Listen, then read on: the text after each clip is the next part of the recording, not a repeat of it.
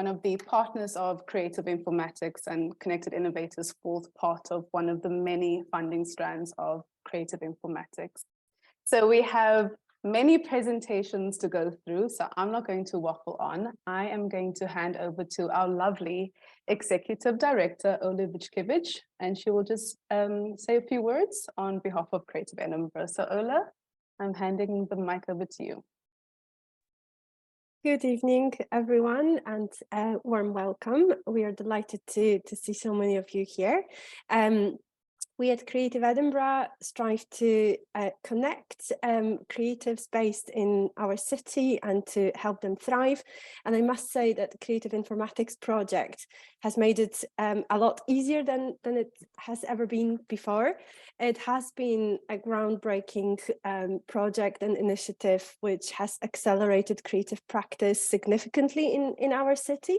It has shaped a lot of new research. It has provided opportunities to grow, to learn, and to meet one another.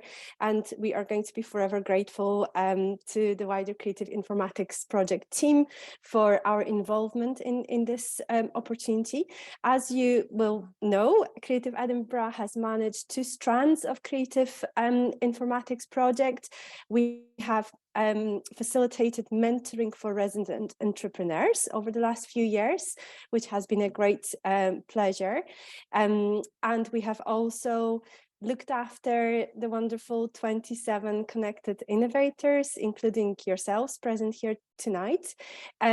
This has been a unique opportunity for us to spend more time than ever with individual practitioners and offer them guidance, advice, but also importantly to learn about their creative ventures, ideas, and dreams. And it's been the highlight of our year last year and the 2 previous years.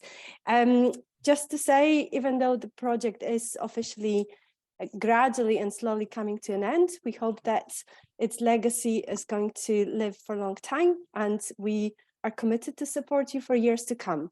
So even if Creative Informatics project is completed next year, we'll always be there for you here at Creative Edinburgh.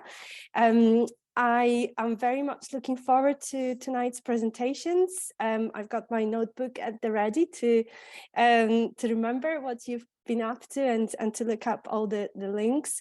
My team is here to help, and we are going to be sharing links and suggestions in the chat as well. So please contribute there if you would like to do that. And it leaves me to say, enjoy the evening. Thank you very much for joining us, and thank you for all your creative work. Thank you so much, Ola. Yes, so if anybody has questions for each presentation, like Ola said, please leave them on the chat, and we'd love for you to be involved in the conversation.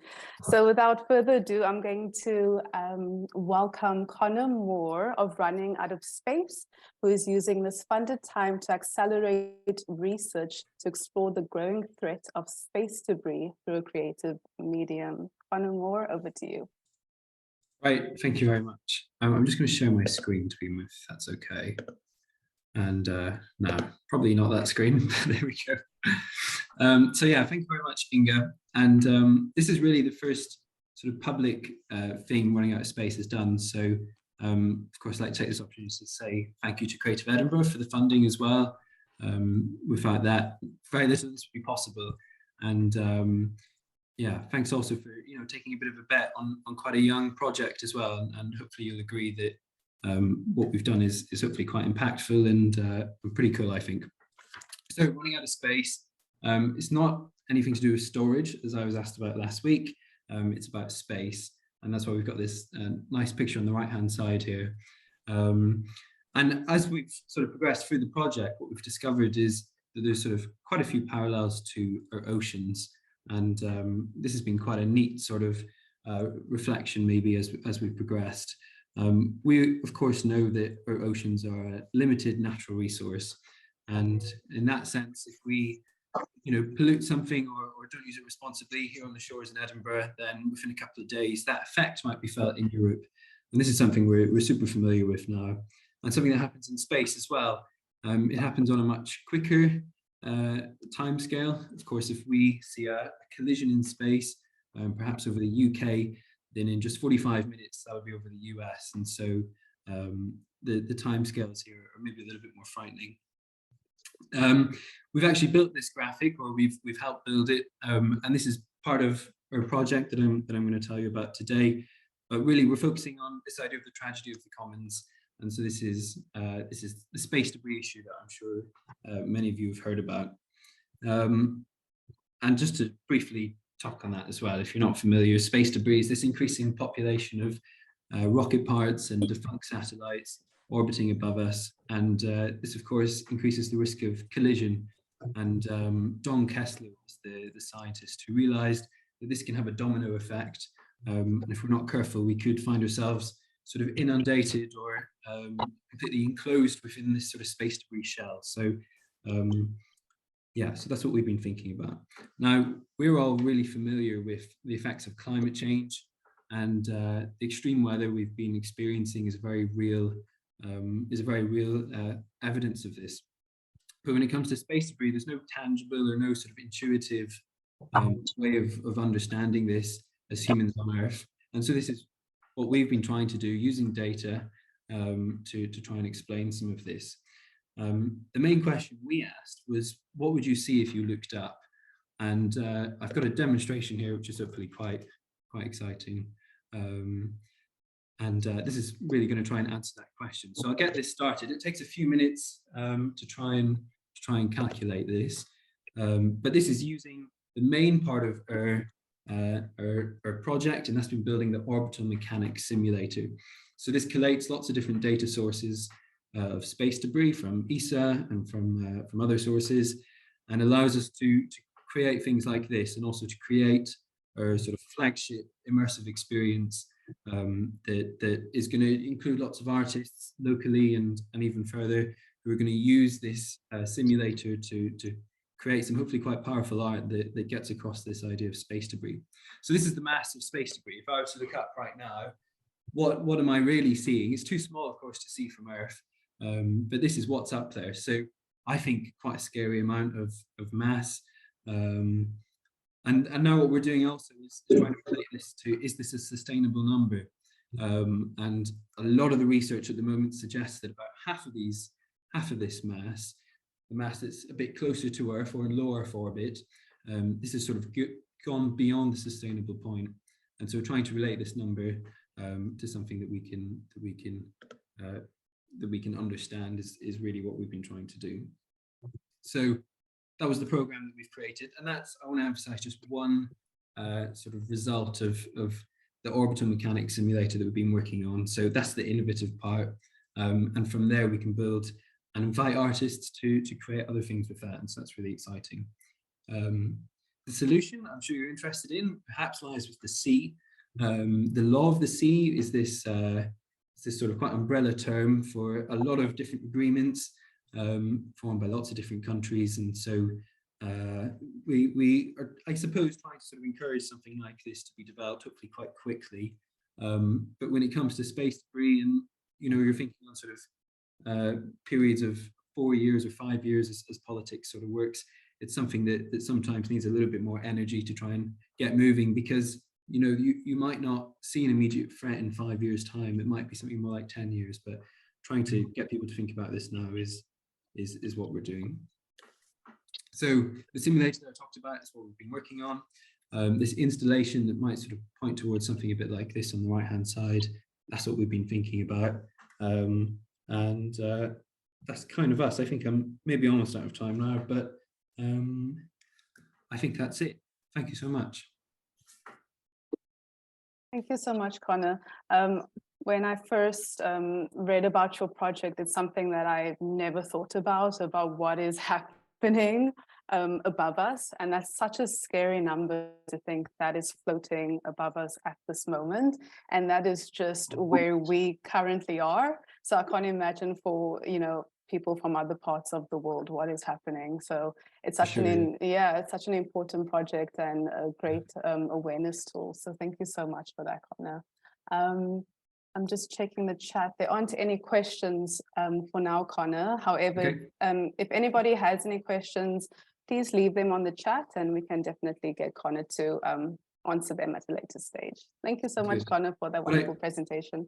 What I might just say super briefly, if that's okay, yeah. I'd encourage people to go and check out this website. So it is, it's up and running right now. This isn't what it's going to look like in the end, but if you go to this link, runningoutofspace.web.app, then you can use this with your own location, and you simply just click allow and that should work. I think we're having some issues on Safari, but other than that, I think it should be just fine. Great. And Nicola asked, I was wondering how much that space debris does vary by location. Yeah, so if you move down to the equator, it goes up to about 1 million kilograms, give or take, but yeah, it does vary quite a bit. Great. Could you also leave the website on the chat so everybody can access it, please? Of course, yeah. Great. I think, have I stopped sharing my screen? Yeah. Yeah, you have. Oh, Christina shared it. Hi, Christina. Great. Thank you so much, Connor. Next up is our environmental artist, Mella Shaw, who is using data analysis to raise awareness of the recent massive increase in whale strandings across Scotland through a creative representation. Mella, over to you. Thank you very much. I'm going to try and share my screen. I think maybe it's still being shared, is it? No, you should be able to share it. Let me just 2 seconds. Okay.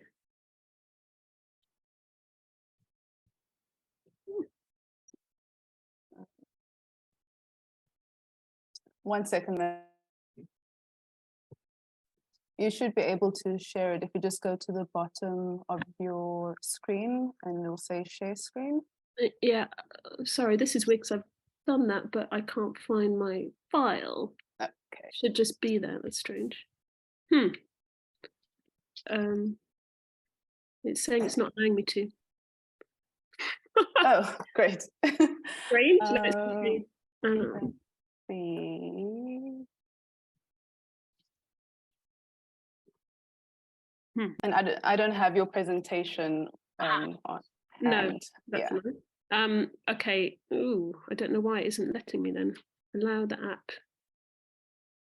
This has never happened to me before.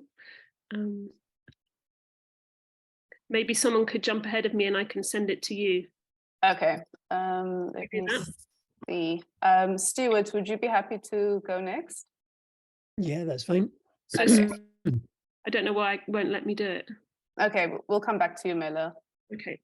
Okay. Well, Stuart, now it's your turn. I'm just going to quickly introduce you.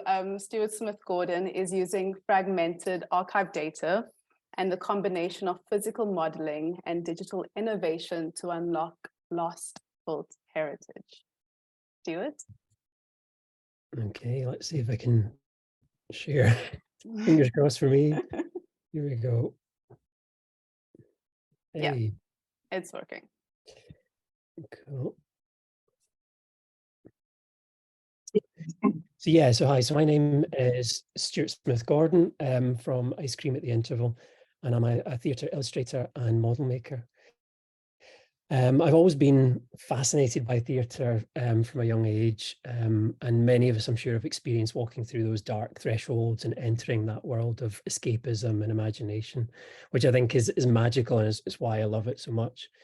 These spaces are really celebrated, should really be celebrated, and the work of the incredible kind of architects and artists and makers who craft them. They're like little theatrical art galleries with sculpture, painted friezes, embroidery and mosaic, but yet they're not archived and captured and celebrated in the same way as art galleries. I'm particularly interested in lost theatres. The evidence and archiving of these spaces is really fragmented and limited, and really requires looking at more unconventional sources. And there's a real worry that these will be lost from history and memory. So this project, my proposal is to look at the Edinburgh Empire Palace Theatre, designed by world-renowned theatre architect Frank Matcham. and it suffered a fire in 1911, and it currently sits on the site of the Festival Theatre on Nicholson Street.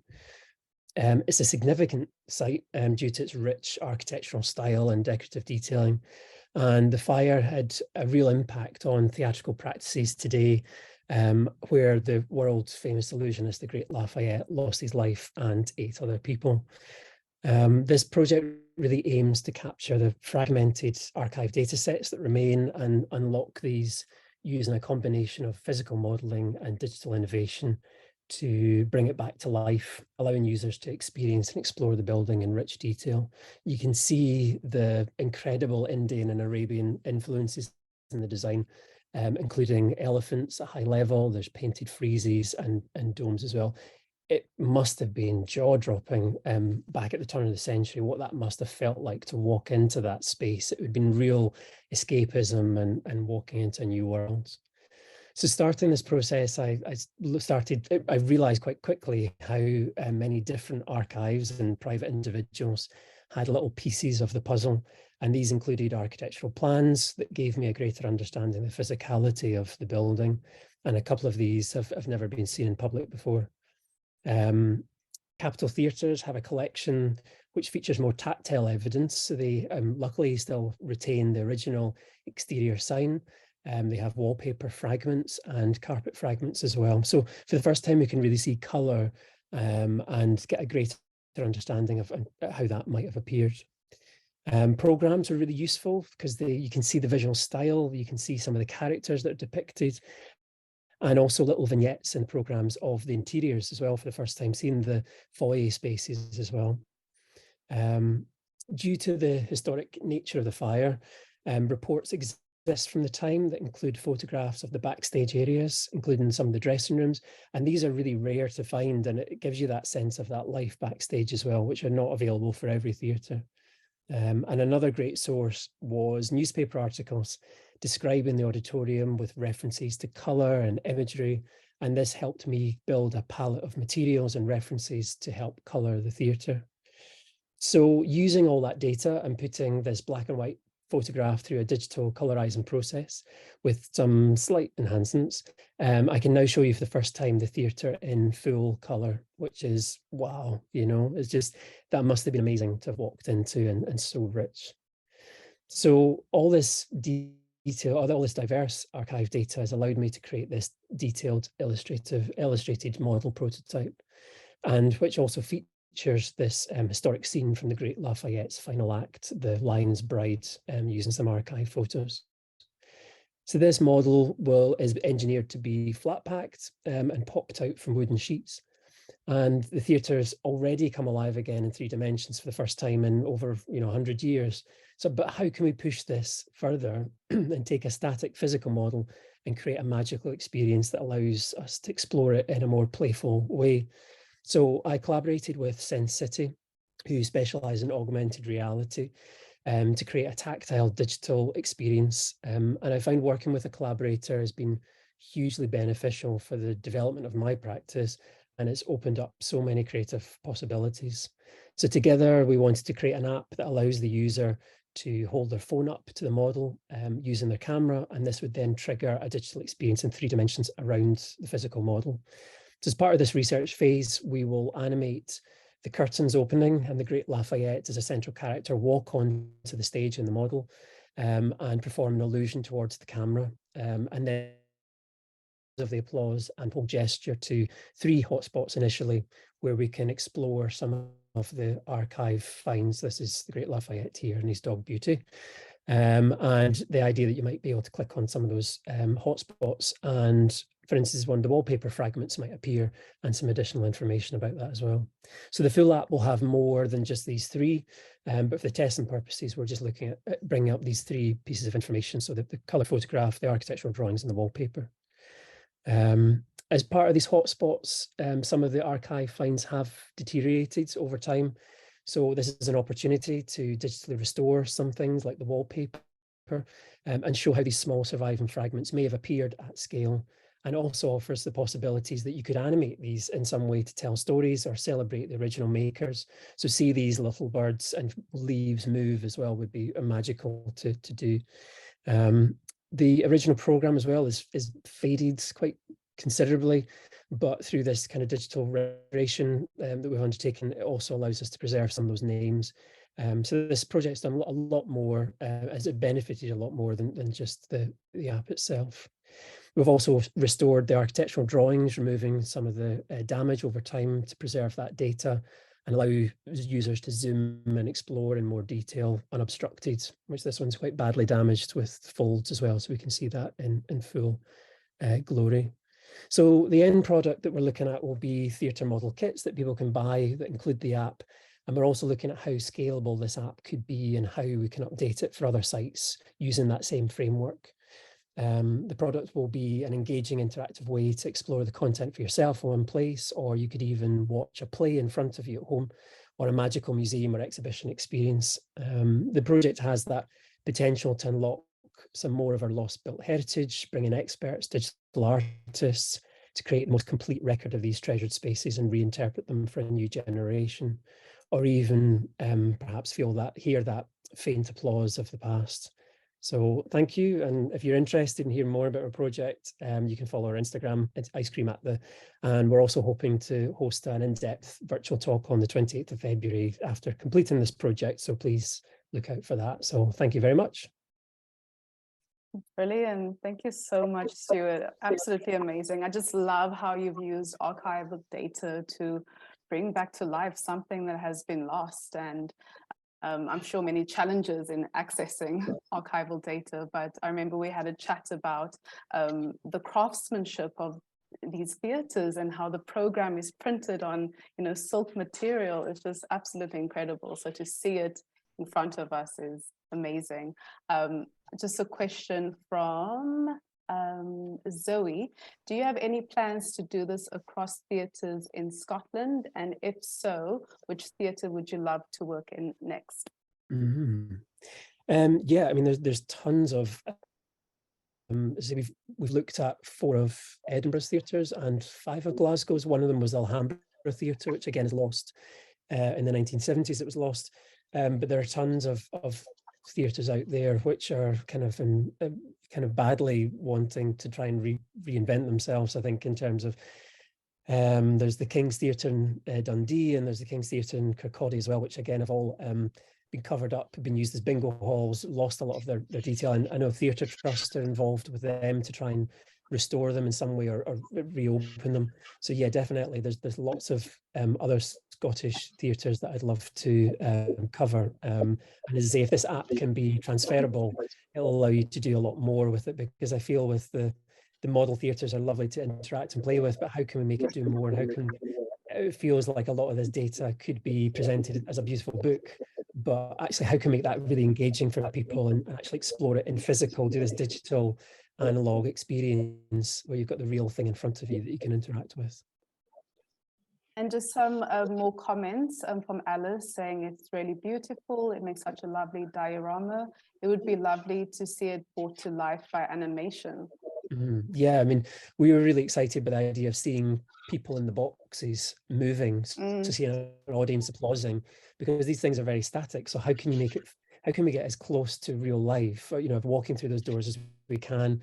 And through that, it would be lovely to see an animated scene on stage through the view of your camera, but still seeing that physical model behind, seeing that depth, see some scenes come in. So there's huge potential with that we're really excited to kind of explore and actually see some of the classic plays kind of acted out on it. It allows for people who can't get to the theatre. I'm thinking of people in homes or other who are not as able to get to the theatre and experience. It gives people a safe space at home as well to explore and to see that acted out in front of them, and it opens up those possibilities as well, which I'm really excited about. And Mike says, a nice step forward for theatre history. What a great example to other theatres and buildings up and down the country. Absolutely. Yeah, thank you, Mike. Great. Thank you so much. No problem, thank you. We're going to another question. Oh, I missed that, sorry. Do the theatre kits contain puppets or cardboard cutouts?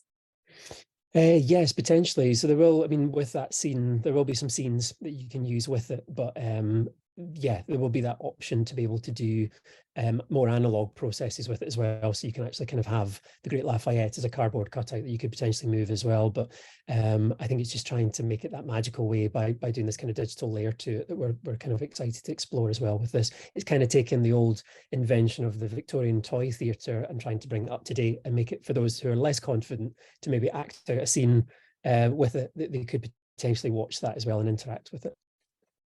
Brilliant. Thank you so much, Stuart. I'm going to move back to Mella. I'm going to share my screen. 2 seconds. Technical difficulties on Zoom today. Okay. Great. Is that working? Yeah, that's good. Okay. I'll have to ask you to swap to move the slides. Yeah, that's fine. You can put it slideshow. Yeah. Sorry, 1 second. I'm just so terrible at these.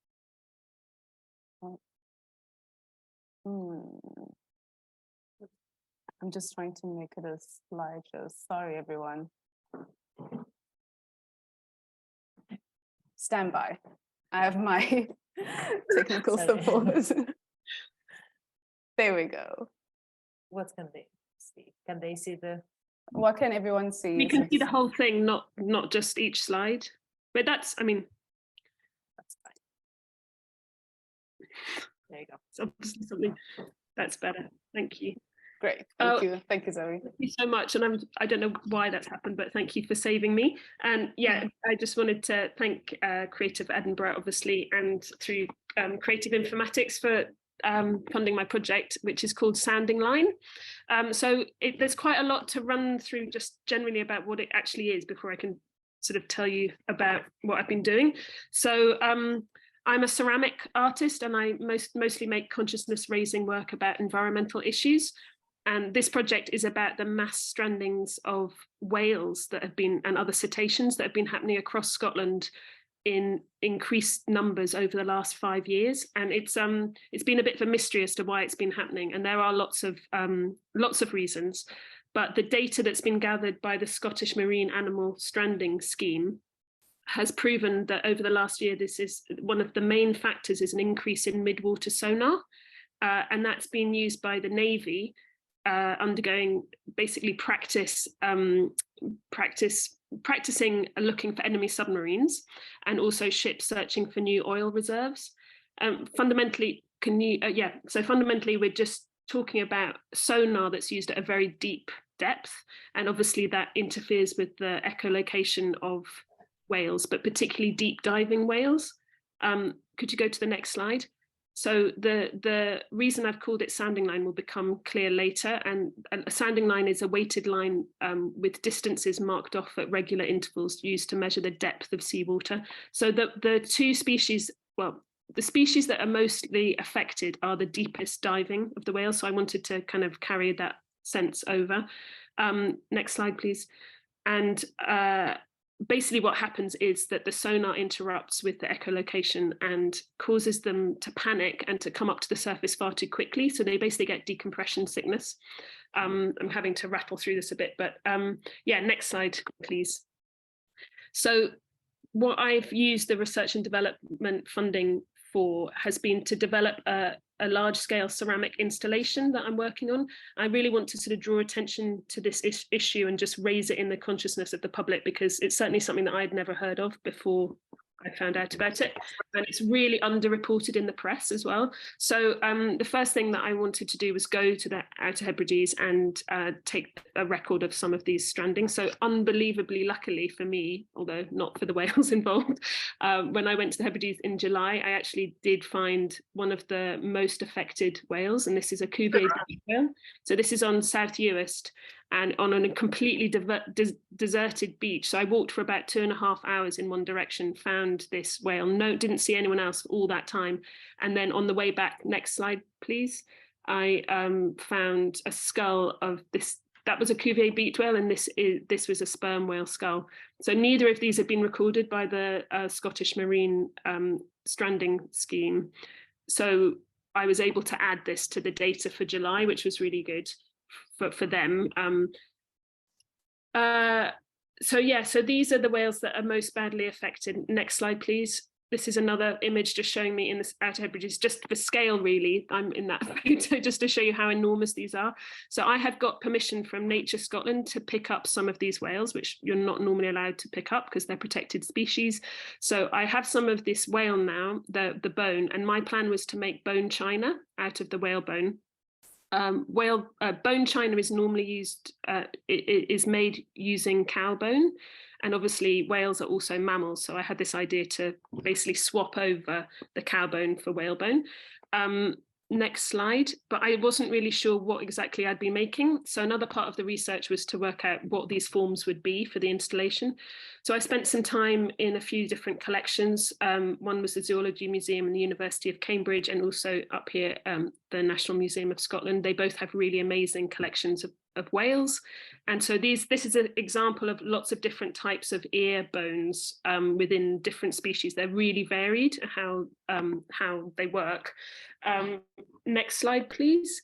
But this image sort of shows the kind of forms that I'm looking at. So these are only actually a couple of centimeters big, but I'm going to be blowing them up in much larger. So one of the reasons I like these was that I think if you didn't know that they were inner ear bones, you certainly wouldn't think that they were if you just found some on the beach. So obviously they look kind of like little small shells, but they're also just really kind of strange objects. They're a bit kind of other, which I like about them. Next slide. This next slide is a really quick drawing of the kind of installation that I'm going to be making. So they're blown up much bigger. The forms will be really quite large. And I've introduced these pieces of marine rope, which will be hanging and also wrapped around the forms.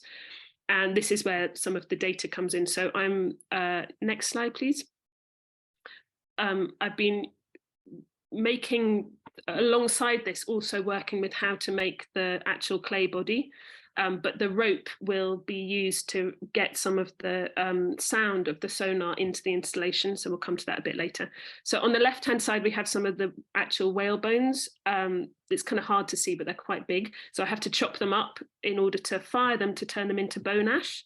On the right-hand side, you can see I've only got a really small hacksaw. So I was thinking it was going to take me a really long time, but actually, because I've never committed a murder, I hadn't ever sawed through a piece of bone before, and then I kind of imagined that they would be like hard wood, but in fact they're full of air bubbles, so it's almost like cutting through balsa wood. So it was really, really quick, which was a strange experience. But next slide, please. Here you can see in the next slide, on the left-hand side, there are the bones before they've been fired. On the right-hand side, after they've been fired to 1,000 degrees. So you can see they've shrunk by about a quarter. And next slide, please. This turns them into, basically, they're completely calcified. So they're just ash, and it also sanitizes them, which is great. Next slide, please. So this is just a sample. So just for you to see how they have this like aero, very open structure. Next slide, please. So one of the best things for me about this project, and why I actually applied for the funding itself, was in order to be matched with someone else that I could work with, because I'm quite confident in my making abilities in ceramics, but I don't really know very much about data generally and how to use it in an innovative way. So I've been working with artist Theodore Kotoswa, and he is he's had funding through Creative Informatics before, and has been working for a while using basically sound that can be passed through the body, so turning sound into vibration, which is exactly what I'd been trying to do. So we got put together, and that's been absolutely wonderful. So we're now at this stage of just collaborating, trying to get some of the sound. What we're going to be doing is using the sound, passing it through the rope and maybe into some of the objects. And the data we will be using will be positional. So as people move through the space, our idea is that we will basically bounce that back through the sound, so that what's actually used is iterative. So as people come into the space, that's fed back into what they experience in the space, much like the experience of, so as a visitor comes into the space, next slide, please. Going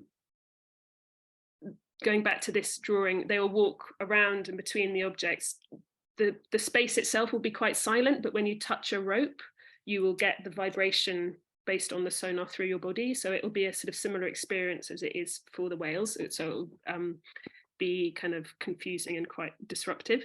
Next slide, please. So unfortunately, because I've been looking for different spaces, that kind of idea of having some of the lines hanging down may or may not be relevant in all the spaces. So some of them I hope I will be able to, but I've also been selected for the award exhibition at the British Ceramics Biennial to show this work, and I might not be able to have hanging rope there. So I've been looking at different ways of showing the form. And also, since I've been working with TED, we've kind of discovered that because we're trying to put this sound through a rope, it needs to be quite taut. So again, I've had to change the kind of design of the installation to fit that. Next slide, please. So these are just a couple of different possibles. And lastly, just to say that another sort of stage to the artwork has now progressed, so that I've actually decided not to fire some of the objects, or maybe any of them, but instead take one or two back to the Hebrides and film as I return one along the beach, so dragging the shape all the way along this long beach and then taking it into the sea and letting the sea kind of dissolve the clay back into the natural environment. So that's kind of now the final stage of the project, and then all of these things will be shown together, hopefully sort of towards the end of the summer and autumn this year. And that's where we are now. Thank you very much for clicking through my slides. It made it a bit more clunky for me, so I'm sorry. I hope everyone managed to follow what I was saying. Thank you. No worries at all. Thank you so much, Mella. Yeah, absolutely beautiful work. And I think the act of, returning the art back into the ocean is so stunning. And I absolutely love that. So we're going to move on to our next person, who is Stephanie Wilson. So Stephanie Wilson of VIA, which stands for Visible Inclusive Accessibility, a platform for both visitors and organizers to find accessibility information and guidance, is using research and experience-led perspectives to generate a database of shared knowledge. So Stephanie, the floor is yours. Attempt to share my screen. Yeah, that's good. Yeah, so as Inga said, my project is called VIA. We're really clunky about this. And I guess as a project, we believe that not every access need is, or disability and condition is visible, but the adjustments, measures, and efforts to meet these needs should be. So I guess kind of introduce my project. Maybe best to say about where it all started. So I developed the idea originally on the Creative Bridge program, which kind of gave me the confidence to stop asking why something like what I was trying to make didn't exist and start trying to question and explore how I could make it exist myself. And myself, I'm autistic and dyslexic and have other conditions, which often get in the way of me attending events and exhibitions that I would like to go to.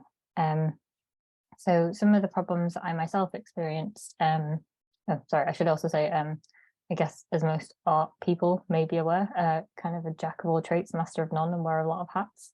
So I work as an artist, but also as an event organizer, I've done exhibitions and been involved in other things like that. But some of the problems that I kind of repeatedly experienced was a lot of the time when trying to visit an event or an exhibition, for example, I'd find it difficult to find access information about the venue, or often it was specifically only about the venue in its physical sense. So it would give me information if I was, say, a wheelchair user, but it didn't necessarily give me sensory information, which being autistic was important to me. Also, access needs aren't specific to disabilities themselves. So you could be someone traveling from a different country with a different language barrier. You could have young children. You could need to breastfeed children and things like that, which are all part of access needs. And sometimes that information isn't actually listed. So it was about trying to find a way to make those kinds of access needs visible and that information accessible to people needing it. Often trying to find that information, I would go across multiple websites, and if you have, depending on what your barrier may be, even that as itself as a process can be tiring and kind of cumbersome, and often I'd get so fed up of doing that I would never then actually visit the event I wanted to go to. As an organizer, I've been on the other side of that as well. Often like it's the lack of time and resources. It's not necessarily like not wanting to do that and wanting to perform. It's just a kind of the capacity and the time isn't really there to do that. So it's trying to find a way how and what information and help and support could be given to organizers to help improve that for them too. And then additionally, just kind of more generally, it seems quite odd given Edinburgh's cultural output that there isn't a kind of a record being collected of what access needs or adjustments are being made. Because if you consider the fringe or the fact that the amount of tourism that Edinburgh has, it's with not being able to capture that information, there's not really an opportunity to kind of develop any processes. And often it will be venues themselves individually who are kind of going and improving their offerings. But when each individual venue is doing that, there's kind of a lack of that data being captured and being able to like be improved for everyone. So it kind of prevents a method of best practice to be established across the sector so that people can expect a certain level of experience from everyone, depending upon the size of the venue or resources that they have available to them. Oh, I'm very bad at following my own structure. Equally, there isn't really a lot of research that's done in these kinds of areas for a lot of different reasons around protected characteristics of disability, but also a lot of people that have had negative experiences from the research that we've been doing, they don't want to then re-engage, and that can be a kind of a loss of that audience and their insights. So the initial idea from kind of my own thoughts was to kind of try and create a platform which visitors and organisers can look to for information and guidance. In doing that, because venues would be listing their information, we could start to record what adjustments that they've been making to then be able to build a kind of database which can help us to establish what's been done well, what's not, and build this method of best practice and help generate a kind of consistency.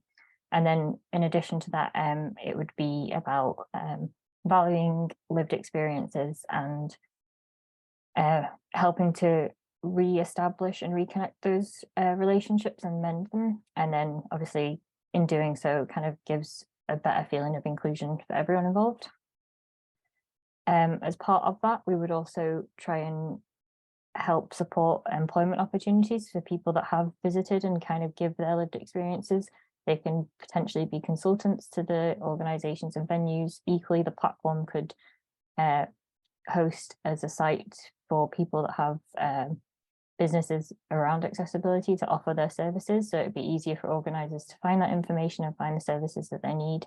And those businesses can advertise to them directly. So the general idea from the sort of my own head was to provide access information for visitors and organisers to develop their understanding, support the growth and improve experiences for all. So my proposal for the Connected Innovators and this project so far for me has been essentially testing the hypothesis testing of this idea to gain insights from organisers themselves and from visitors who are attending. So we have decided to, or we applied to create questionnaires, one which was specific to trying to find information from organisers and then one for visitors. This information would then be collated and we'd produce a PDF which could be shared across anyone who wanted it, but also then would help us to further develop the platform and the services that we could provide. I think I may have already said most of these bits, but the kind of the data side of the project was about looking at how and the kind of currently there isn't a database, there isn't any record. Every time the fringe is on, there isn't really a record after it. And if you imagine just how many venues there are in Edinburgh itself. Just Edinburgh is a small part. There's across Scotland how many go on and how much income comes from Edinburgh's tourism. It's kind of strange that there isn't something like that to help improve the offerings for everyone, and also just the wealth of data insights that could potentially move beyond our project. It's kind of, it would be a resource that anyone could kind of access and gain insights from. Obviously, again, it helps to make a method of best practice for everyone, because you can kind of see what has worked and what hasn't.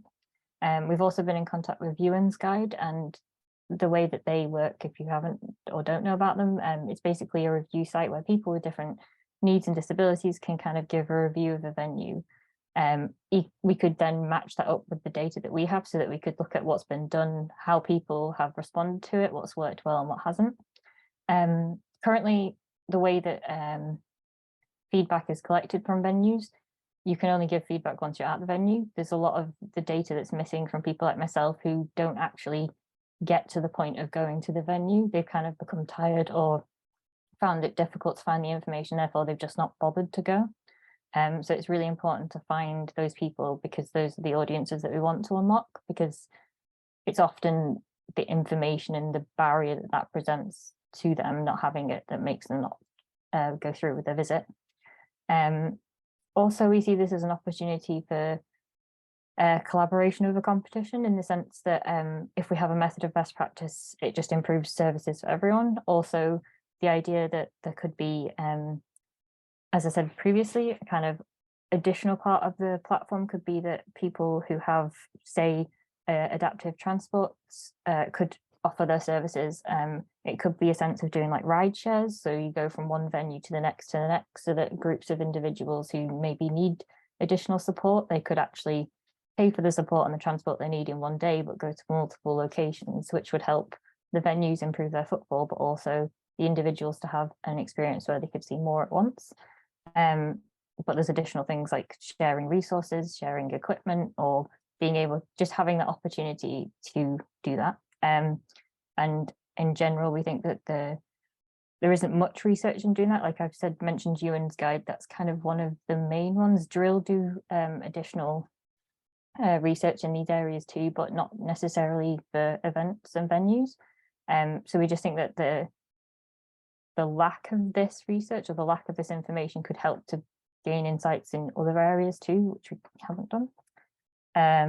So far, where we're at with our project is we've created our name, our brand, our website. We've met with individuals with different needs and experiences, both visitors and organisers, to develop the questions that we've used, because language is really important. It's a huge part of accessibility in of itself. So we've gone through lots of processes with that to just develop the questions and make them accessible, but also make sure the language we're using is really important.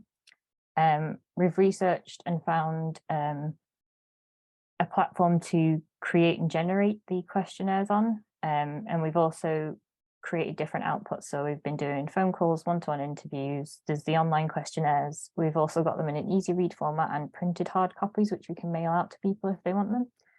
We're also in the process of putting up posters, which, although old school, it's just the idea of getting them into the locations, but also with QR codes so people can access the links to there. And we've published the questionnaires now too, now they've been finalised. So if anybody wanted to get involved, I should probably say this at the beginning, all the QR codes on screen, because I realised that I could put the links in the chat, but people might want to just scan them. You should be able to do it from your phone if you're watching. But we've got the organiser questionnaire, which is the link to these ones, and then the visitor questionnaire, and then just our next phases will be essentially processing the data that we get from the questionnaires, figuring out from that the next stages for the VIA platform and the services, and how we can provide the best practice moving forward and distributing the findings that we have. I think that was awful. There you go, I'm done. Any questions? Thank you so much, Steph.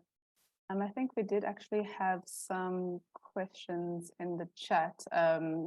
People asked how they can get involved with your work.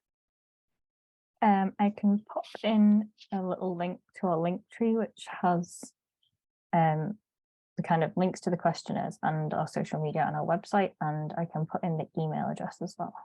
but yeah, any kind of sharing of the questionnaires to gain as many responses as possible, because we're really looking for the variety of insights that we can get, because the more variety you have, the better the services and the information that we will be able to provide to.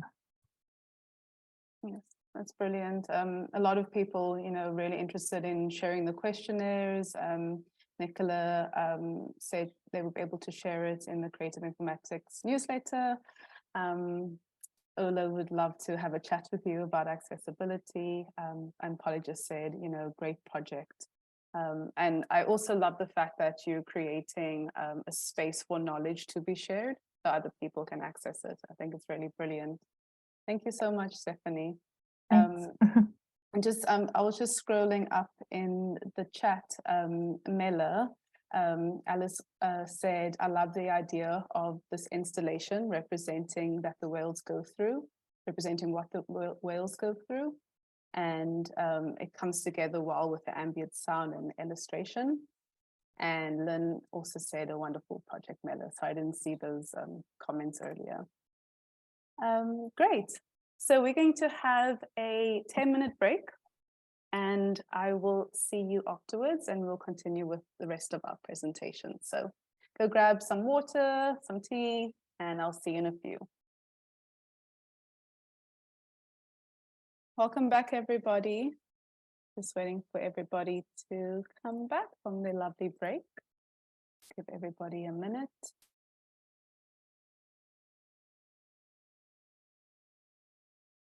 Our next speaker will be Helena. Hello. Okay, I'm just checking that you're there and you weren't in your kitchen making a tea or anything.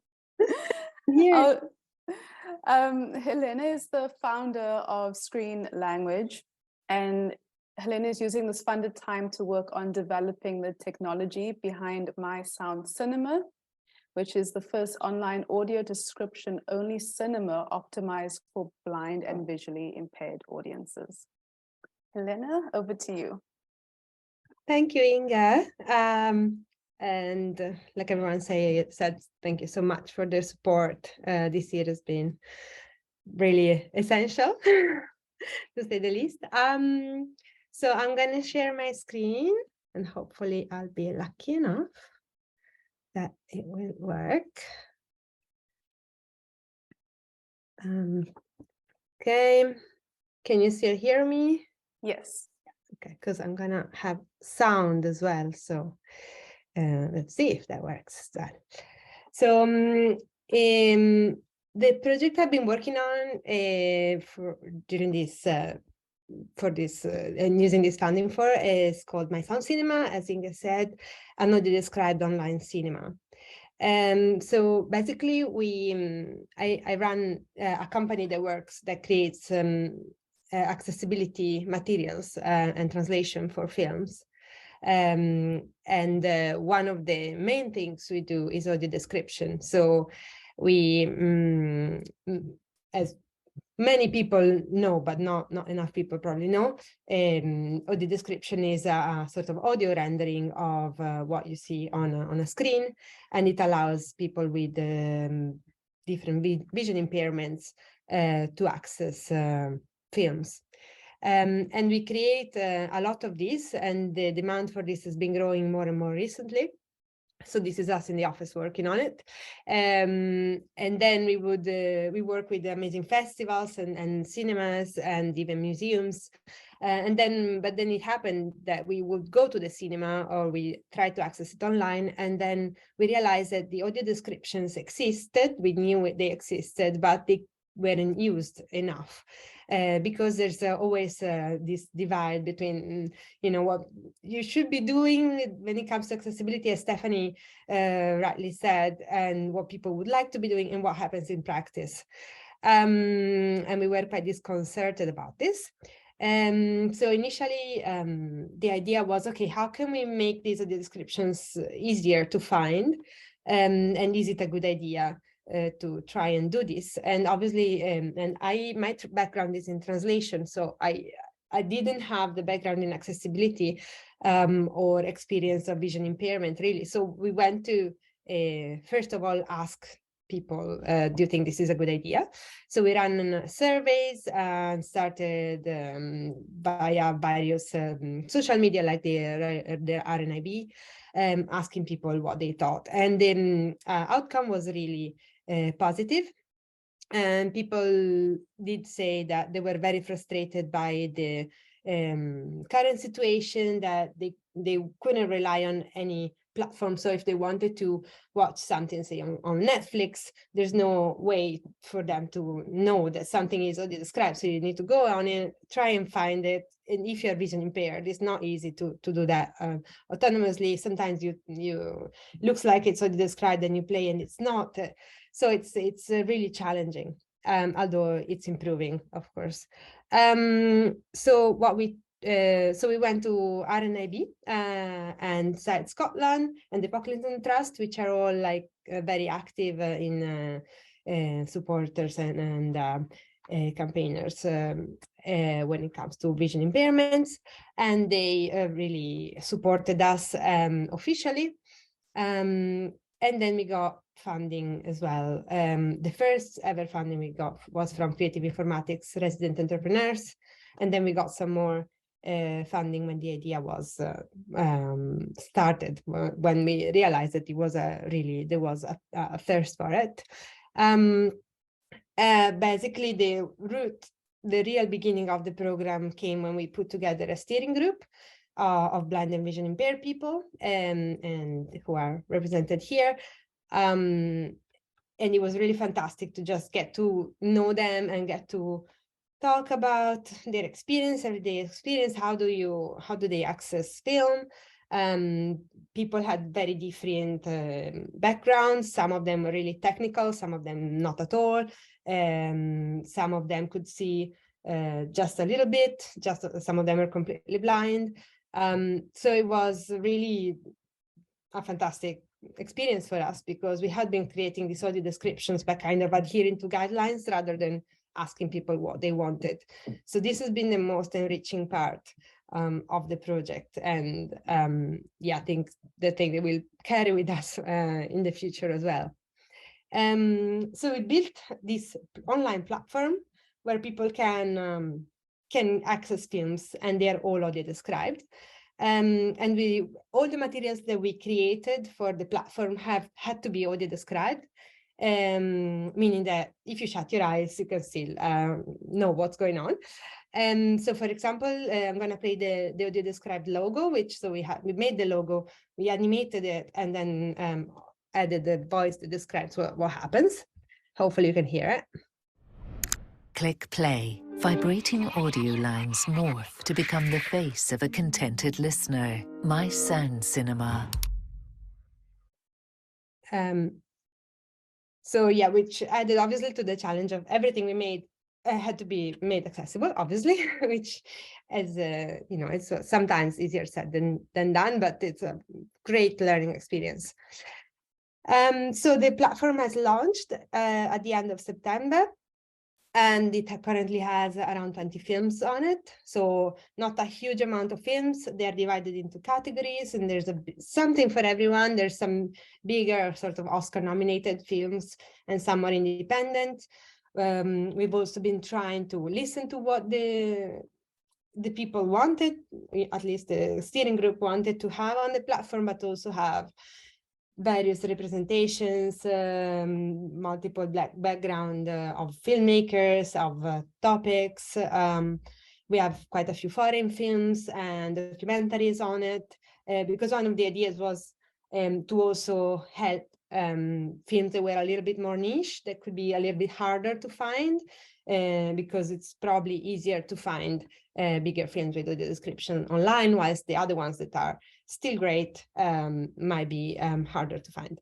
For example, Drive My Car was Oscar nominated or even winning for international feature, but it's because it's international, it's in foreign language, people don't understand how it can be audio described as well. It has audio subtitles as well, so there is an actor reading all the subtitles. So anyway, it was very interesting. The platform is available now on mysoundcinema.com, and it's accessible and secure. So it's accessible, meaning we have been testing it throughout with people with various devices and using screen readers and magnifiers, etc.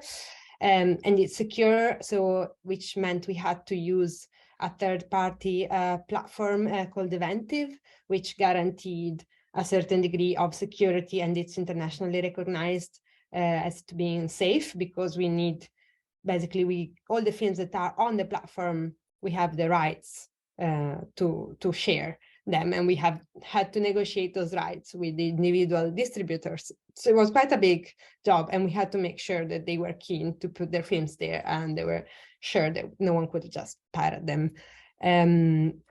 But all the films automatically start with audio description. So when you press play, it starts telling you, text on screen, logo, etc., etc. So it's yeah, it's easy. Once you're on the platform, you know that everything that's there is audio described. All the films have large size captions or subtitles, and there's a rating system for the audio description. So at the end, you can say whether you like the audio description or not. So one of the ideas was also to capture data. Again, there's not much, as Stephanie said, there's not much data being collected in the accessibility sector. What do people want? What do people like? What do people need?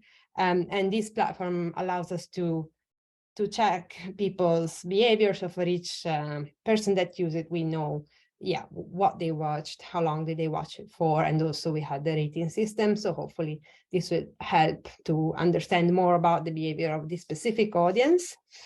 And we have just launched the mobile app version of the website, so you can now use it on Android and iPhones. We've also just added some free content so that people can try it out without having to pay. So if I forgot to say, it's like a VOD platform, meaning people have to pay each time they play a film. And this is again because when we had to negotiate this with distributors, it was much easier for them to agree if they knew that every time someone played their film, they would get a share. So yes, so at the moment this is the way it is, and hopefully if it gets big enough, then we can move to a subscription-based, which will be easier for people to just pay monthly and be able to access as many films as they want. There is a new ballet strand, which came out. People were very interested in. There was quite a lot of content that was made online and released online with the description during the pandemic, and that's just sitting around. So we're currently trying to gather more of this diverse kind of content and put it on the platform as well. So it will be appearing. It also has a newsletter, so we can tell people. We have over 150 people signed up for the newsletter, so that's the easiest way for people to know that there's new films available as well. And the last thing we're doing for this part of the project is the audio describing all the trailers for all the films. Because rightly enough, when we went out to the various groups and said, this is available now, a lot of people said, okay, I'm not gonna pay a ticket to watch something if I don't have access to the trailer. And we did, and all these films had trailers, but none of them were audio described. And audio describing, like there's a few trailers that have captions nowadays, but really audio describing trailers is not a thing. So we are, as a last thing, we're trying to push audio description of trailers. And the good thing about trailers is, they can be shared easily online. So hopefully this will also serve as a awareness raising for people to know that, not everyone has access to image and information that is essential, like the film title.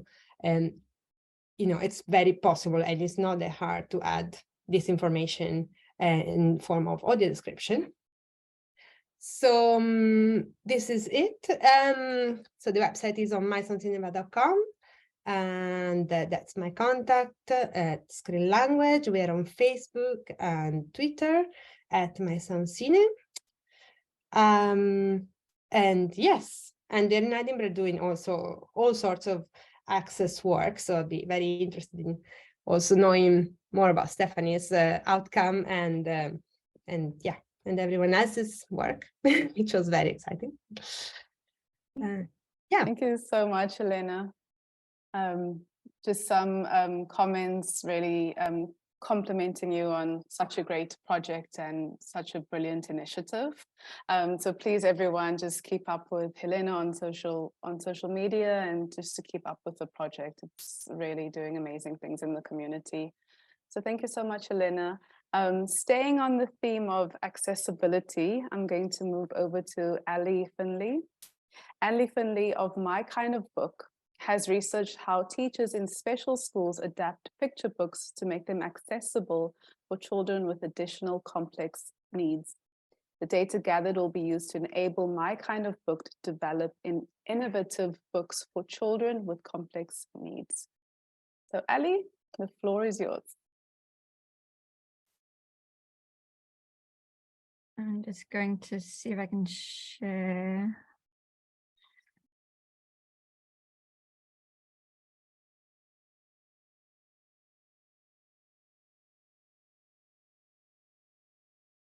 Yeah, I can see your screen. Is that working? Can you hear me? Yeah. Yeah. Yeah. Why is it not? There we are. Okay, so my name's Ailie Finlay, and I'm a puppeteer and a storyteller. This is me a few years ago when I was more of a carefree puppeteer with some of my small friends. For many years now, I've specialised in working with people with complex additional needs, particularly people who struggle to communicate, people who are either completely non-verbal or maybe have very limited language, and using storytelling as a tool to encourage communication. And while I was doing that work, I became interested in creating books for people with these kinds of complex additional needs. And so I was always on the lookout for organizations that were making books for people with additional needs, and trying to find organizations that did this, but eventually gave up looking as there just didn't seem to be any organizations doing this, and founded an organization myself called My Kind of Book. So My Kind of Book, we promote good practice, we create inclusive books, and we are also campaigning for a greater understanding of accessibility when it comes particularly to picture books for children and young people with additional needs. So we're trying to shift the understanding of inclusion when it comes to books. Mainly publishers understand inclusion as being to do with the depictions of people in books. So their understanding is, of course, that you should have lots of different types of people portrayed in the images in picture books, which is very important, but we're also very interested in the other areas around accessibility in books, so the access to the actual books themselves for children with additional needs. So is the book easy to handle? Is it easy for a child with limited manual dexterity to turn the pages, for example, or are the illustrations accessible for somebody with a visual impairment? So these kind of issues. So we've created our first book, but I very quickly came to realize that we could easily just stay as a very small organization, making some nice books, but not actually making much of a big change in the world of children's picture books. And I realized that in order to actually make a big change in how things are, I would need to be better at arguing the case for more accessibility in books. I'd need to do more research and also need to have some more data at my fingertips. So that was why I applied to Connected Innovators. And that's just been brilliant having that funding. The project that we've been undertaking is to research how teachers working in special schools with children with complex additional needs adapt picture books to make them work for their pupils. And then we're taking that knowledge, that expertise that is in schools, and turning it into a kind of toolkit that can be used for authors, illustrators, and publishers when they want to make their books more accessible. So I'd realized quite quickly that the expertise was not in the cultural sector at all, but was actually held in families and in schools. Yeah, so the first thing I needed was help. If you remember that picture at the beginning of the slightly hippie puppeteer, and if you have a stereotypical idea of how much a hippie puppeteer would know about dealing with data, analyzing data, capturing data, then that was probably pretty accurate. So my knowledge was not at a very high level at all. So I've been working with a data science company called Affini, based in Edinburgh, and with their help, I developed a survey, online survey, which went out to teachers in special schools. The schools were throughout the UK, 36 schools with teachers working with all kinds of ages and all kinds of different types of additional needs. And they were all sent the same 4 books, and then we looked at their responses to these books. And from that, certain themes began to emerge. The first was frustration. So there was a lot of frustration with picture books. We gathered a lot of very useful qualitative data around this. So a lot of quotes from teachers just saying how difficult they found it using picture books. One here, unless I or my staff take the time to adapt them, they're pretty useless.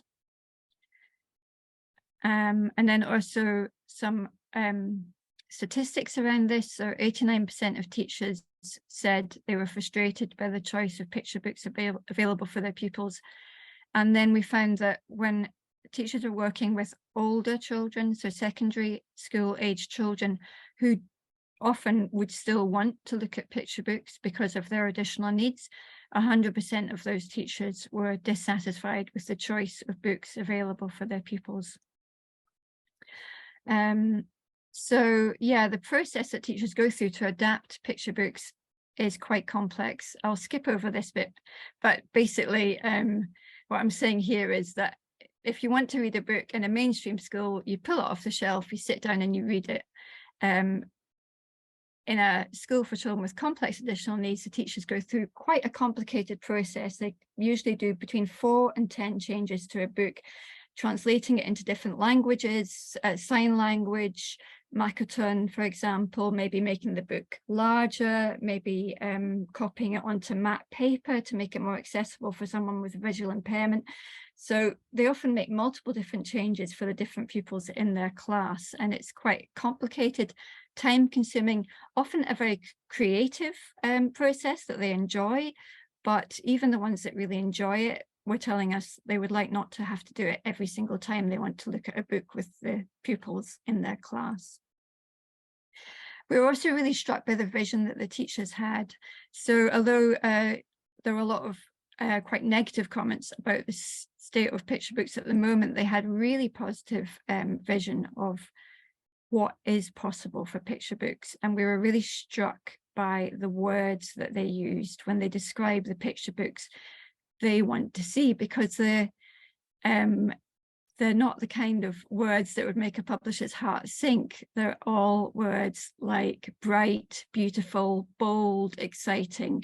So here we can see that the most important thing, the thing that was asked for most, was simplicity.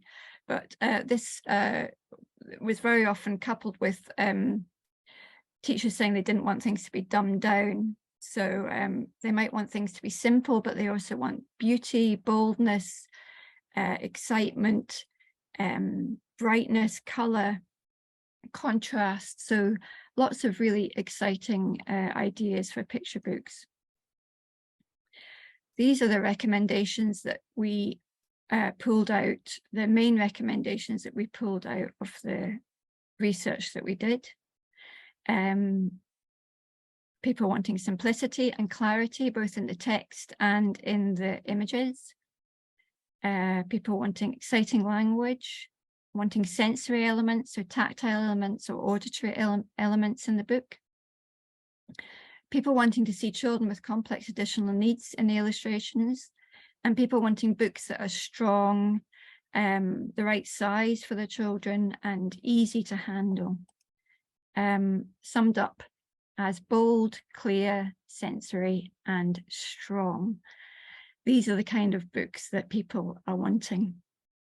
And these are the kind of books that hopefully, now we have all this information, we're going to be able to campaign for publishers to make, mainstream publishers to make, and we're also going to be able to go on making these books ourselves. Thank you. Thank you so much. Bold, clear, sensory, and strong. Pretty simple, right? Very simple. Thank you so much, Ailie. Very good presentation. We are going to move on because I'm just aware of time, and we have 3 more presenters to go. Next up is Tanya. Tanya of Lassies in STEM is taking funded time to research experiences of women in STEM to platform the incredible role models working and thriving in Scotland's STEM sector.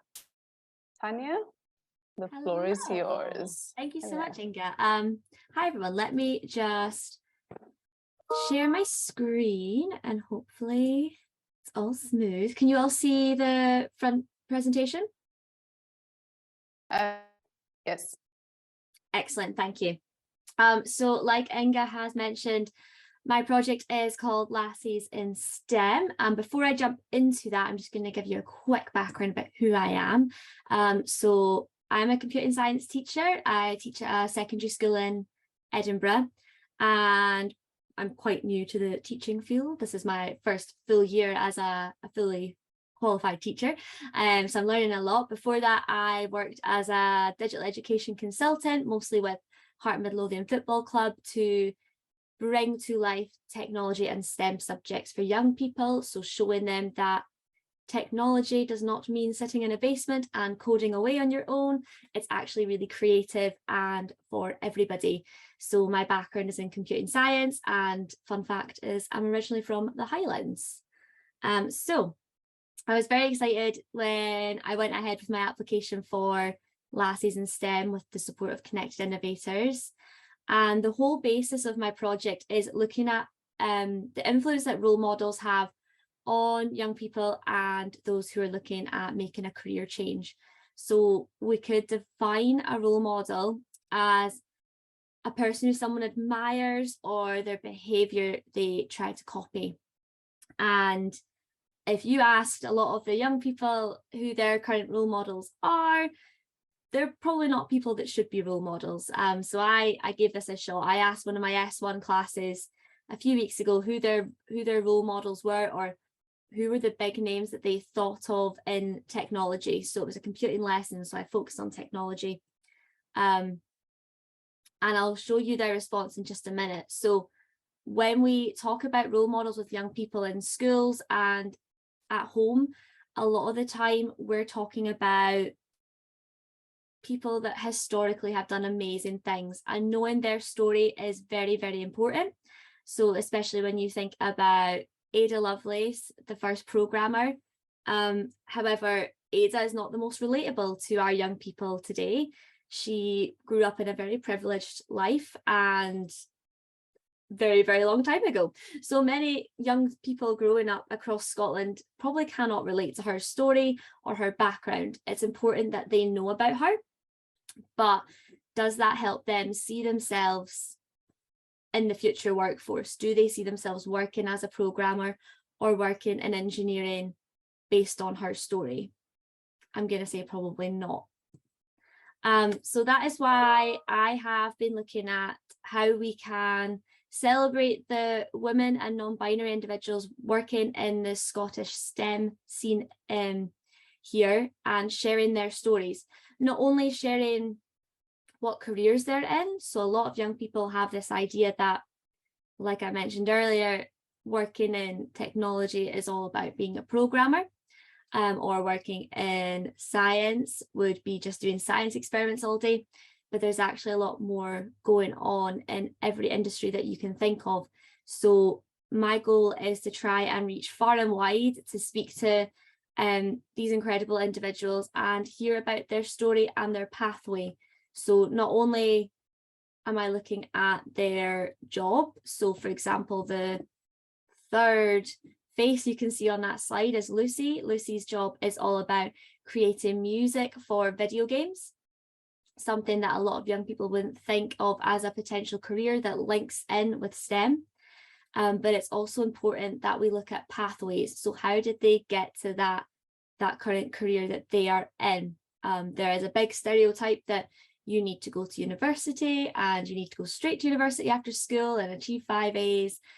And that is just not true. So how do we show that there are so many opportunities and pathways available whilst keeping it diverse in terms of what they can go and do? So I'm trying to bring to life a lot of the stories of individuals like the 4 ladies I've got on the screen right now, to allow young people to see themselves in the workforce. So like this quote says, you can't be what you can't see. So if they can't see themselves represented or see their own stories kind of playing out, how do they know that that option is available to them? They might not have that in their home life. So I'm hoping that by sharing these stories, we can get that dialogue started and highlight that STEM and creative STEM is not just for the boys and is for everybody. So what I'm hoping to create as the output from this are things like posters. So the first step in this was looking at making classroom friendly displays that will showcase different careers, different skills as well that people have. A lot of the time when we talk about school, we talk about subjects and not about skills. So are you developing your communication, your critical thinking? Are you looking at how well you work in a team? Those are far more important than, let's say, a qualification, because those are the things that you need no matter what job you go into. So I'm hoping to highlight that in the posters, and we will soon be getting them shipped out to a number of schools and community centres across the country, which I'm very excited about. The next step on the Lassies in STEM journey is podcasts. So a poster gives us a little bit of insight into that person's story, but it is quite limited. So I would like to start up a podcast and use those snippets and those conversations to really bring that to life. So to dig a little bit deeper into what was growing up like for them, what did they think about school, how did they jump around to get to where they currently are at the moment. So trying to pick into that in a little bit more detail, and hopefully from that podcast that would open up the door to hopefully being useful for slightly older young people. That doesn't make sense. Older people who are currently in further higher education, or who are maybe thinking about a career change, and showing that that is possible no matter what step you are in your path. So that should be coming hopefully quite soon. I should apologise, I didn't actually include the slide with the role models that my S1s replied to, but I can tell you exactly the names that were on it. So when I asked them for role models in technology, the main names that came up were Elon Musk, Steve Jobs, Bill Gates, I think I had one girl in the class mention Ada Lovelace, and the rest were all men's names, and probably men who are not relatable and probably shouldn't be a role model at the moment, to be honest. So I really want to change that narrative and show them that there are really inspiring stories happening here in Scotland. The STEM sector in Scotland is growing so fast, and they have an amazing opportunity to grow up into that and to join that and help shape it themselves. So hopefully we can widen that net of who's interested in these subjects and show them that it is open to everybody. So I'm hoping that in the future we can keep growing Lassies in STEM to grow that catalogue of data of the pathways and stories we have of our role models, but also think about how I can grow this some more to support especially schools with having those careers conversations, because they're very, very tricky to have. So a lot of young people might be thinking about big dreams in their heads, which is amazing. We don't want to crush that, but let's help them work out what skills they need to get there and identify how they can do that, and looking at other options rather than just going to university or just studying 3 sciences. How many other subjects would give them different skills that be valuable for their future? So I've popped all the links and tags on this slide. I would love to hear from anybody, especially if you are a woman, female or non-binary individual working in STEM. I would love to chat to you and hear your story, and hopefully try to include you in our poster lineup. But also, if anyone is interested in chatting about this some more, I'm always happy to get on the phone or get on Zoom and have a chat about it. But yeah, thank you so much for letting me take part in this event. Thank you so much, Tanya. I just love that quote. I had to write it down. You can't be what you can't see. And it's so true. You know, representation is so important, and your project has a lot of relevance to young people today. So thank you so much. A question from Nicola. Love this project. Have you stuck with STEM rather than STEAM as the label because of how that is recognized? Oh, that is a good question. So there's kind of been a bit of the word STEAM kind of became really popular and then it kind of faded a little bit. So it kind of became one of those buzzwords. I've always gone at the approach of, I think all of STEM is really creative. So I don't think we need to explicitly have the A in there, because I think we need to be having those conversations to show science, technology, engineering, and maths is creative. It's all on the basis of problem solving. And there is nothing more creative than solving a problem, because you have to think outside of the box. So I've not been using STEAM as regularly, just for that reason. And that's kind of why I've gone with it in most of the branding that we've gone for Lassies in STEM.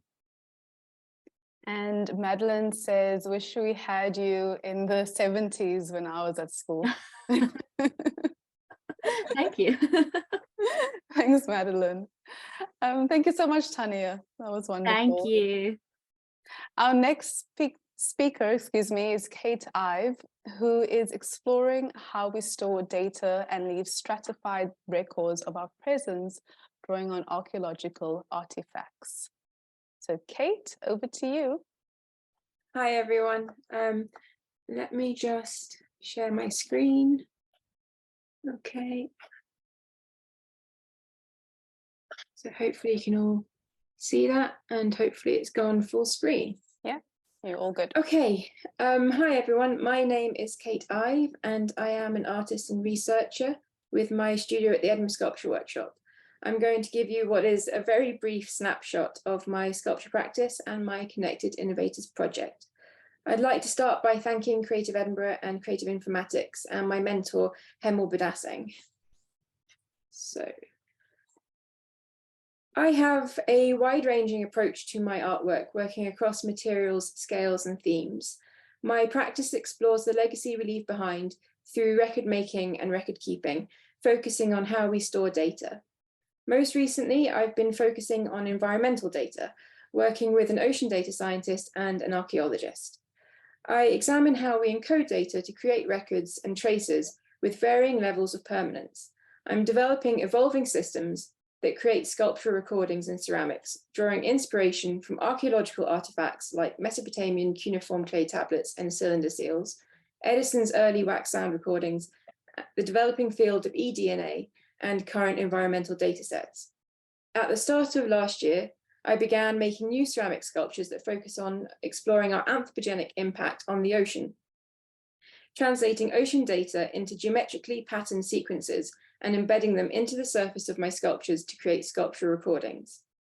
I made a new series of experimental handmade porcelain sculptures, which can be seen on the left of the blue pieces, while on residency at the European Ceramic Work Centre in the Netherlands.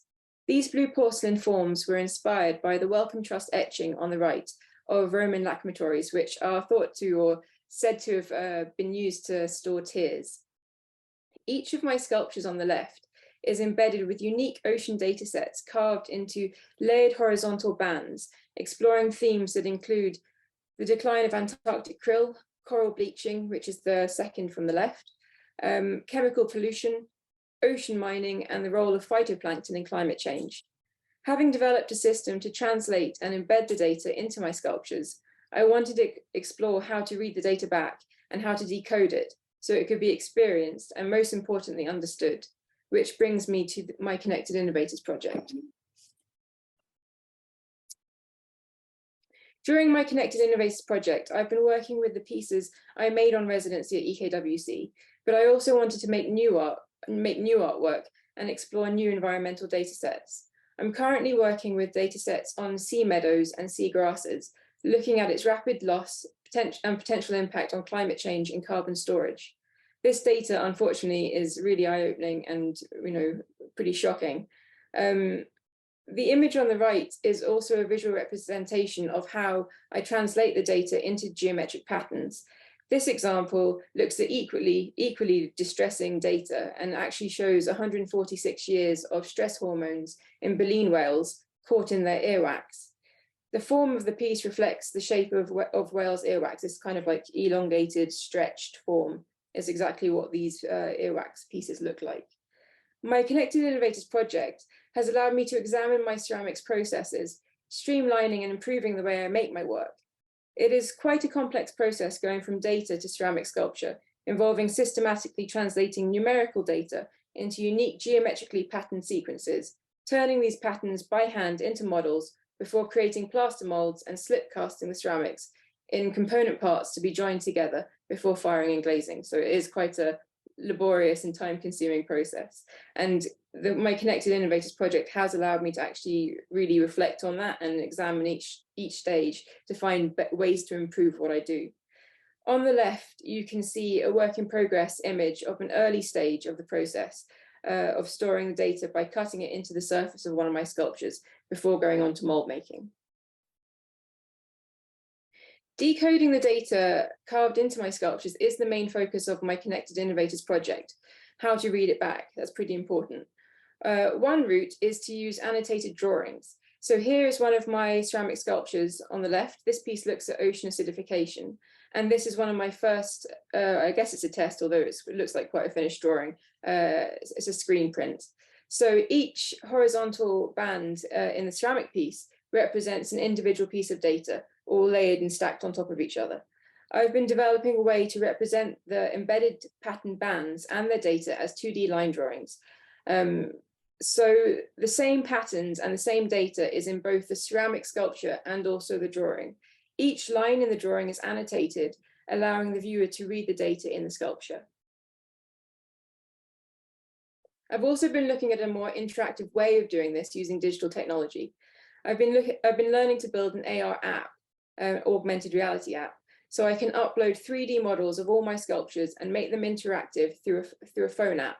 It will make my sculptures interactive, allowing the viewer to deep dive into the data. The ceramic piece in the top left explores phytoplankton data, and this is just an example of how I've gone from ceramic sculpture into an AR app. So if I just play that very quickly. Creating, so that's that piece. And I made a 3D photogrammetry model, which is what's spinning around on the screen now. to use it as a model target when building and testing my AR app. Creating and uploading 3D models of my ceramic sculptures to my AR app means the viewer can scan the physical sculptures with their phone using the app and then tap on the individual bands of data to learn more about them and access additional information, videos, and resources. It's pretty crucial to engaging with this globally significant environmental data. It will also allow remote access when the sculptures aren't physically on display. The bottom right image shows one of the process shots of when I was taking and making my scans of my sculptures and translating them into 3D models. And the image in the bottom left, whilst it definitely doesn't look like the most exciting image, actually was really a major breakthrough in my project. So it's a screenshot of my Unity 3D and Vuforia app in development. And it's the first one where I was actually able to scan one of my sculptures and put it in. So it's hard to tell from there, but this is actually this piece, and it's just a little small test piece. I don't know if it's coming up, but it's got all these geometric patterns which are in the form in the app. And I was able to develop a sort of test app, get it onto my phone, and my phone could recognize the sculpture, and then it popped up with these animated forms that floated around, and I was able to like tap on them and make it interactive. So that was like a big step in the project. So further areas of research include looking at the sustainability of my practice and the work I make, taking inspiration from Mesopotamian clay records, which are the earliest forms of written records. They frequently left their clay records unfired so they could be recycled and reused, which is something I'm researching in my own work, leaving my sculptures unfired. Extracting clay is damaging to the earth, so I'm looking at sourcing and processing my own local marine and glacial clays relevant to my data sets to explore ideas of permanence and fragility whilst limiting my impact. And then just my last slide, this is just a summary slide to give you a brief overview of everything that I've just said. So my project's been looking at new research and development, intersecting handmade ceramics, environmental data and digital technologies, the creation of a new body of work using new data sets, developing new ways for direct public participation and engagement with my artwork and data, highlighting critical environmental data through experimentation, investigation, and innovation. And those are my details for anyone that wants to follow more about the project. So thanks very much. Thank you so much, Kate. I really have to commend you on the development of that app and, you know, learning so quickly using the guidance of your mentor. Really well done on that. The project is absolutely incredible. And comments are echoing my thoughts. Lovely to see the development on this project. Kate, congratulations. And also Gregor says, like vinyl record in 3D with encoded data. This is amazing. And I love the thoughtful sustainability of your creative process, Kate, and fabulous stuff. Yeah, absolutely. I think everyone shares the same thoughts as me. Thank you so much for that, Kate. Thank you.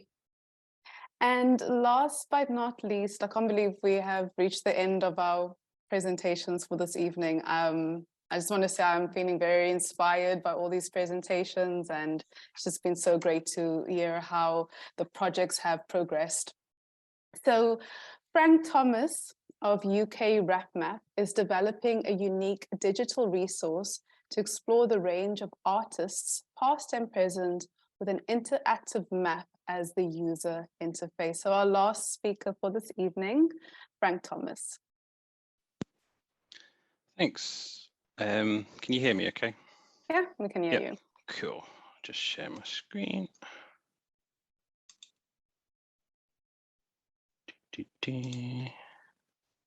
Okay. That's not right.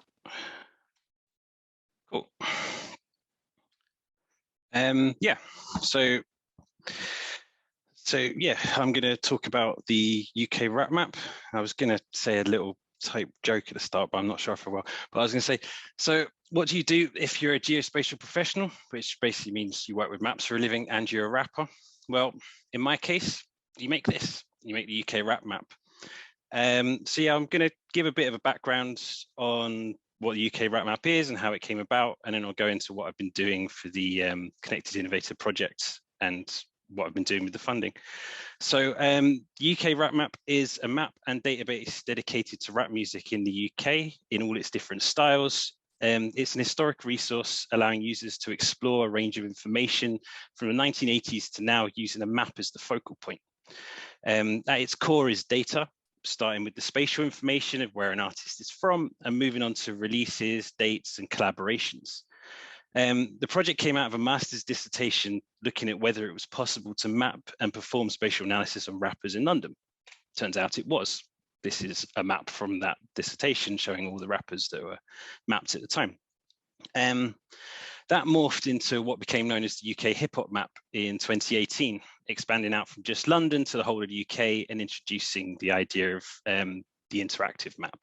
So if I just come out of my slides and go into web browser, this is the original map. So users can sort of pan and zoom. They could go click on a point, and if I zoom in a bit, they could click on a point and it will tell you who that point represents, artist, and the years they were active. And you could also search by place. I mean, that's fine, but I wanted to do a bit more. I wanted to provide a bit more information to people and make it a little bit more so that, well, the main thing I wanted to do is make sure that people would come back. I think I had a thing where people would come and they would look at it and be like, oh, that's cool. And then they just wouldn't look at it again. So I wanted something where people would come back. And so in 2020, I started a piece of work to begin collecting discography information using web scraping techniques with Python. And I also started to develop a new website that was a bit more bespoke to what I wanted to show. And thanks to the funding that we got from Connected Innovators, I was able to collaborate with a developer called Rory Gianni, and he helped me to deploy the new website and finish off the last few bits of outstanding work. I'd probably got about 85 to 90% of the way there, and he helped me get it over the line. And I'm very grateful to him and to Connected Innovators for helping me, because I think it had taken a lot longer to get out otherwise. But this is the live map, live new website. It was launched in December this year. And if we go to the map element, it should load. There we go. It's the same kind of thing with the interactive map. You can still pan and zoom. And if you click on an artist, it will, again, it shows who it represents and the years they were active. You can also search by place, but you can now also search by artist. So if I typed in an artist name, it would zoom to that point. And also if I click on the name of the artist, it takes you to their discography. So a list of all their releases, you have a list of collaborations. And also if I go into the album, it gives a whole track listing.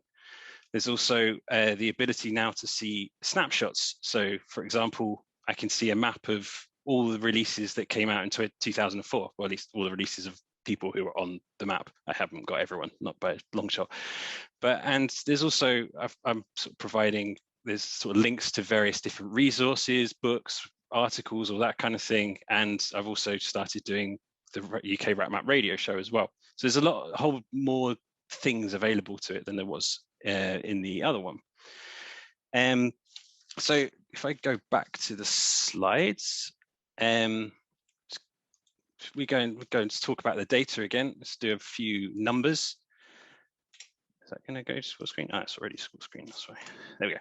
So at the moment, there are 933 artists in the database from 200 different locations. Got 5,182 albums and 44,134 tracks, covering 42 years in total. Unfortunately, as you saw, you can't listen to these tracks because that is a lot more complicated, particularly legally. And maybe someday I'll get around to doing it, but not anytime soon. But having this data allows me to do some interesting analysis. And one thing I wanted to show, if I come back out again, I can't see me. Oops, sorry, 2 secs.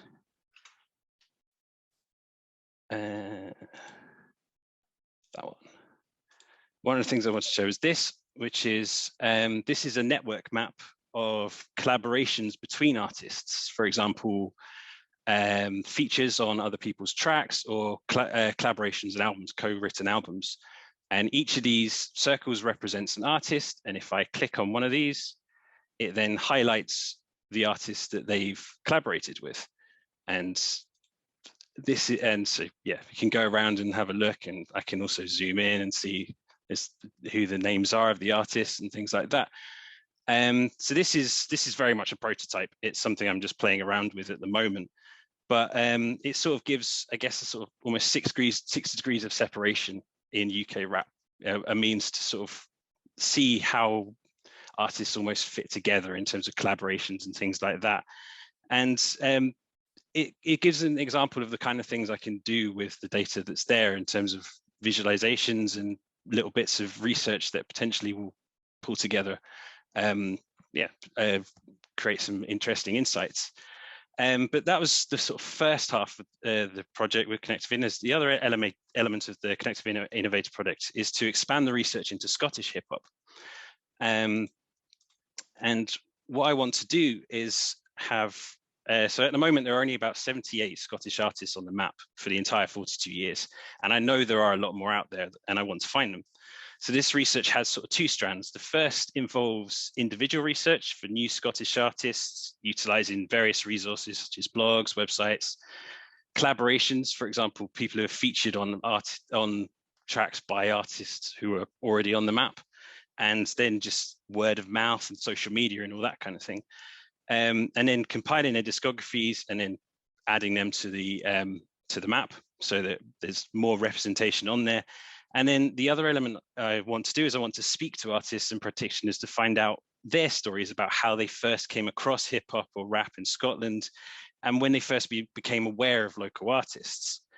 And with those responses that come out of it, what I want to do is put together what's called a story map, and to sort of piece together these stories to the geographic places that they're about, but also potentially to do what I'm wondering is whether information is going to come out about venues. It's a topic that I've been interested in incorporating into this map, is sort of significant venues in cities that were important to encouraging in a hip hop environment and that kind of thing.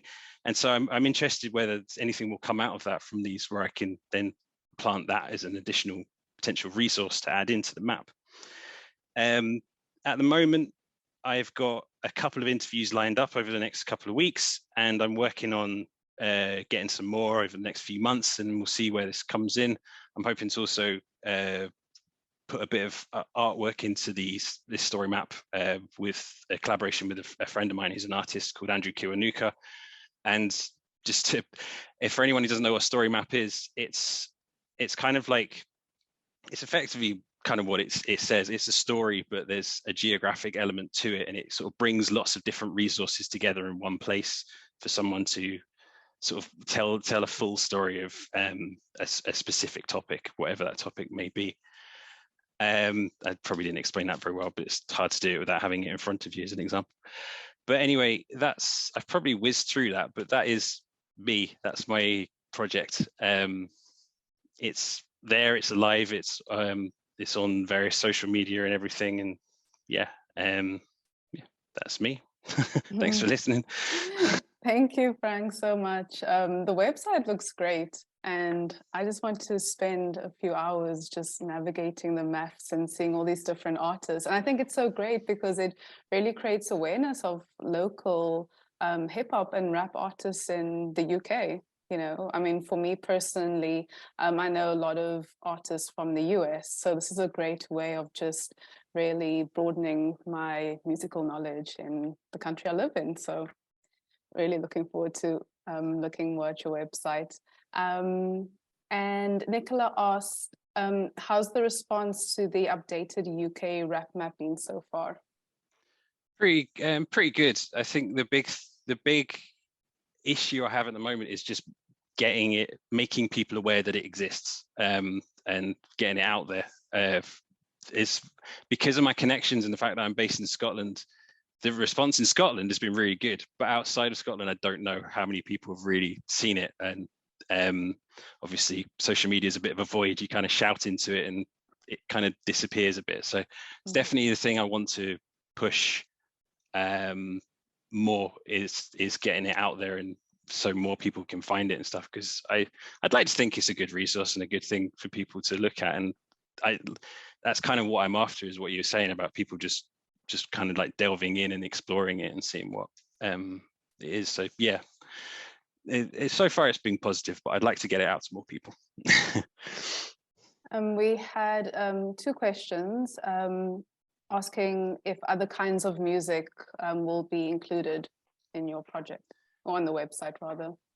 Probably not, unless there's there are definitely, there's like some drum and bass artists on there, there's UK garage artists, and jungle, but probably sticking with some kind of element of rapping vocals as the fore. I'm probably not going to go into, for example, punk or rock. That's probably not going to go down. Sticking with what used to be under the terrible umbrella of urban, I think, is what is probably the styles that I will probably be focusing on. And Emma said, have you connected with Arusa and seen the artists we've had at Amplify at the Queen's Hall, and maybe they could help? I've not connected with Arusa. I have read her book very recently, but I've not connected with her myself. And I have seen the Amplify stuff. Yeah, it does look really cool. I think I'm hoping to maybe get to the next one. Yeah. Amplify, a Creative Edinburgh award winner.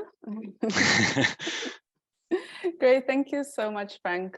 Right, so that's the end of our presentations, but before I let you all go, I'm going to hand over to Nicola Osborne from Creative Informatics for just some closing thoughts. So Nicola, over to you.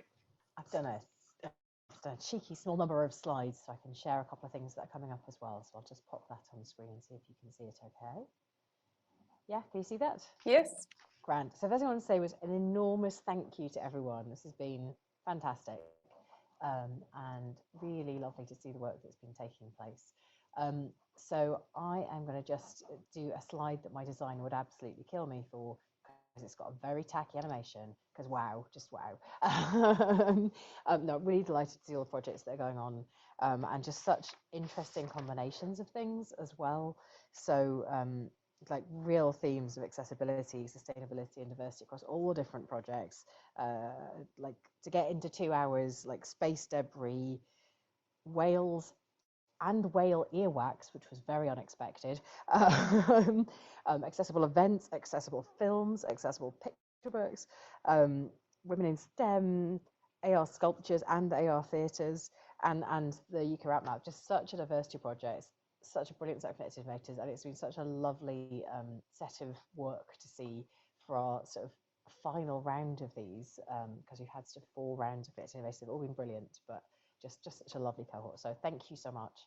And that's yeah, I was going to say my main takeaway is that like I'm so excited to see all these collaborations are going to carry on in the future, and what else we can do as well to help you get word out. So if there's anything that Creative Informatics can do, or that Creative Edinburgh can do to help you get word out, to help engage people, to help take the next steps of these projects, then brilliant. And you can see the audience has been really engaged, asking and offering to connect up as well. So that's lovely. The last kind of final 2 things I was going to do a kind of introduction to what Creative Informatics is, but I think honestly a lot of people in the audience have been looking at the names whizzing past will know already, and if you want to find out more, do go and have a look at our website. But we do have 2 events coming up, which I thought I'd just, well, 1 event coming up and 1 thing to share that I wanted to just flag up while I had everyone here. So the first thing is that our next event for Creative Informatics will be a lab event at the Biscuit Factory on the 9th of February. It's going to be awesome. I cannot tell you about the programme because it's yet to be confirmed, but I've seen it and you will love it and you need to come. So book now to avoid disappointment. We have a very brief description of it, but it's about kind of the future of festivals, and I think it'll be really, really interesting event. So do book now for us. That bit.ly link I can share in the chat afterwards, and there's a QR code as well if you want to sign up. And the other thing I'm just flagging up to everyone at the moment is that there is a funding opportunity through Innovate for a bit of funding called Creative Catalysts. It's designed more for kind of startup type creative projects, which maybe people in this room, I think some of the people who presented today would be a really good fit for it. Some it's probably not quite the right fit because it's more about people developing sort of products and things. But it's an opportunity for up to 50k of funding, and it closes on the 15th of February. If you have any questions about it at all, drop us an email. I'll put my email address in the chat. I'll put the Creative Informatics email address in the chat actually. And we'll be happy to kind of help you work out if you're eligible and then connect you to people who can help you with your application or help you with your application directly. But yeah, my main thing I wanted to say was an epic thank you to everybody. I will end that and end the sharing of my screen, wherever we are. There we go. Yeah, enormous thanks to Creative Edinburgh for all their work on Connected Innovators as well, but particularly to all the Connected Innovators for fantastic presentations. I'm going to do a slightly cheesy round of applause and encourage other people to unmute and join in with the cheesy round of applause because I do like an online like applause session. So should do that. My few remaining office mates will think I've gone very strange, but never mind. Thank you so much. And I don't know if you've got anything else that you want to flag before the end of the session, Inga, but yeah, huge thanks to everybody. Thank you so much, Nicola. And yes, a round of applause to everyone. It was an amazing showcase of presentations. So thank you so much to all the Connected Innovators. Thank you to the audience for being engaged with the projects. It was so lovely. I will be sending out a post-event email with everybody's details and links.